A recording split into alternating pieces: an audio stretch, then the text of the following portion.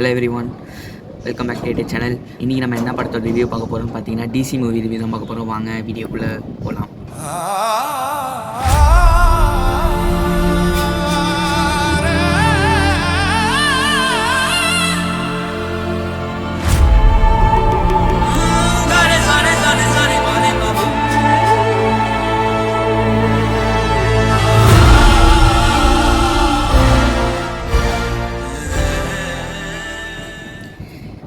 DC review போகிறதுக்கு முன்னாடி first 500 subscriber அடிச்சிருக்கோம்.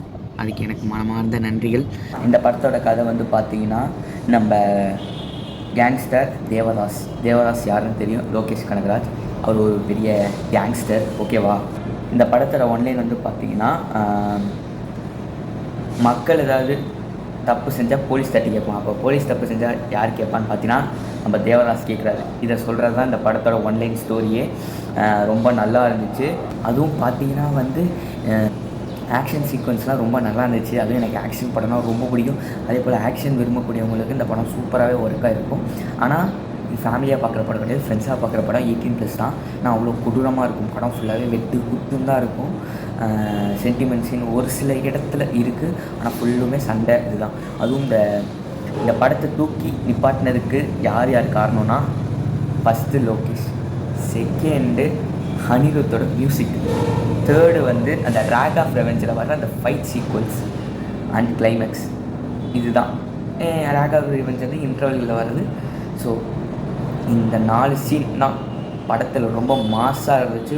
தேட்டரே blast ஆகிடுச்சு. அப்படிப்பட்ட சீன்ஸ் அந்த இதில் இருக்குது. ஒரு தரமான படம், ஓகேவா. ரொம்ப நல்லா இருந்துச்சு.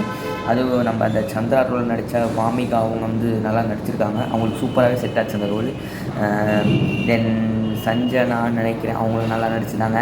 அந்த க்ரூ மெம்பர்ஸ் எல்லாருமே அவங்களோட ஒர்க் கரெக்டாக பண்ணாங்க.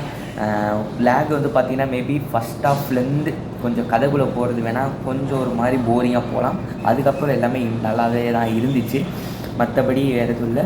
இந்த படத்துக்கு ரேட்டிங் வந்து பார்த்திங்கன்னா கன்ஃபார்ம் 5க்கு ஒரு 3.5 தரேன். நல்லா இருந்துச்சு. கண்டிப்பாக பார்க்கலாம். ஃப்ரெண்ட்ஸோடு பார்க்குற படம் பாருங்கள், நல்லாயிருக்கும்.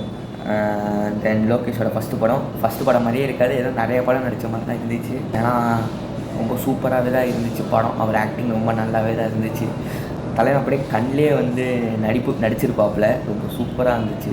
எல்லாம் அந்த எலிவேஷன் சீன்ஸ் எல்லாமே ரொம்ப நல்லா இருந்துச்சு. ஸோ ஒர்த்தான படம், கண்டிப்பாக பார்க்கலாம். அவ்வளோதான். நெக்ஸ்ட்டு ரிவ்யூவில் சந்திப்போம். நன்றி.